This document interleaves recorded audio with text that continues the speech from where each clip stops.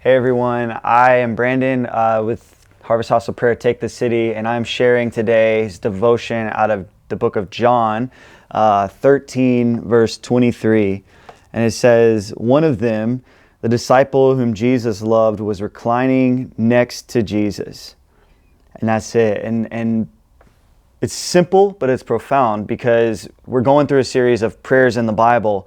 And many people would say this isn't a prayer. Well, I would say that it is, because John's posture is reclining on Jesus, resting in Jesus. And that's kind of where I want to go with this. And John stands out as the one whom Jesus loves. So John even calls himself all throughout his book the one who Jesus loved. And John is actually one of the only disciples. He is the only disciple who is with Jesus as he is dying on the cross. All the other disciples have fled for their lives.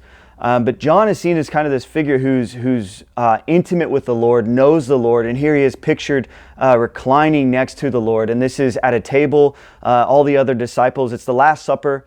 The disciples are kind of whispering, like Jesus said something about one of the disciples betraying him, and all the other disciples are like whispering to each other, kind of honed in on each other, talking to each other. But John is seen distinctively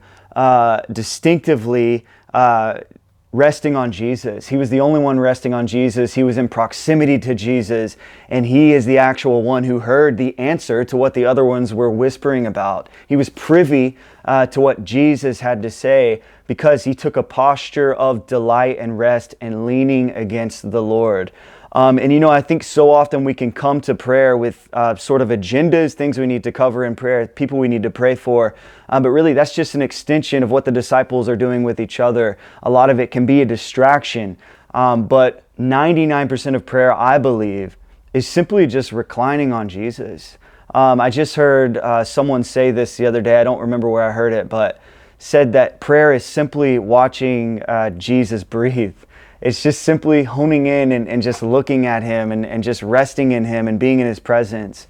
And John has staying power because of this intimacy with the Lord. He's the last one at the cross, but also he is the last remaining disciple to live, the longest living disciple to actually receive the revelation of the end times and writes the book of Revelation. And so two things I want to submit to you about resting in the Lord. If you take this posture of reclining on Jesus, is you're going to get more of his words. The word of the Lord. John receives the word of the Lord and writes the book of Revelation.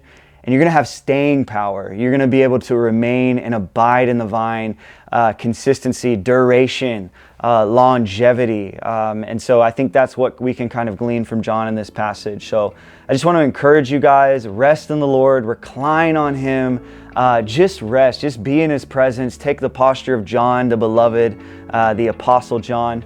And I just bless you guys today as you go throughout the day.